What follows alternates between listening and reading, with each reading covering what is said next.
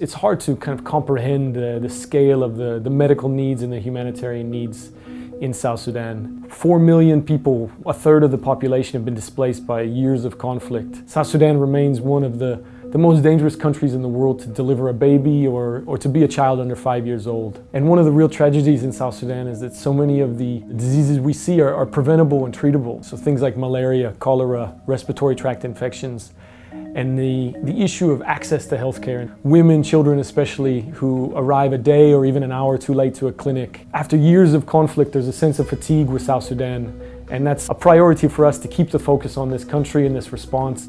MSF runs 16 projects across South Sudan, and we run everything from big-scale hospitals to mobile clinics. It's emergency responses and it's long-term needs. It's everything from cholera and malaria to snake bites. It's really the needs that drive our priorities and push us to where the people are. So it's looking for creative, innovative solutions surrounding Old Fangak. It was an area where people have sought refuge, displaced by the conflict, and in the rainy season it becomes one of the largest swamps in the world, but it's where the people feel safe.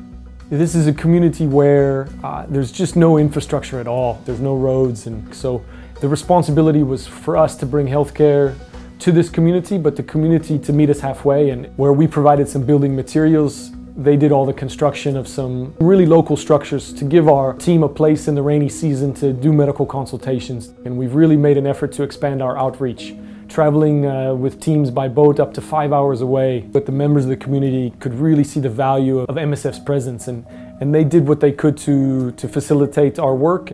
The MSF response in South Sudan is one of our biggest programs globally, and we employ 3,500 South Sudanese staff, and 90% of our team is South Sudanese. So working with our colleagues to train, build capacity for the long term is always a priority. Whether it's day-to-day bedside training with each individual patient on taking vital signs and prescribing medication, or some of the longer term initiatives that we have. We've started to implement a point of care ultrasound training within our teams, giving skills to our South Sudanese doctors and clinical officers, our nurses and midwives to diagnose certain diseases and conditions. That technology is being used in some remote areas where you wouldn't normally find a high-tech option like the point-of-care ultrasound. So despite what can feel like endless medical needs across the country in a humanitarian situation that doesn't show any sign of improving, our South Sudanese staff are taking on more key leadership positions and passing on the training to kind of the next generation of staff coming through. And that does give me a sense of optimism for the future.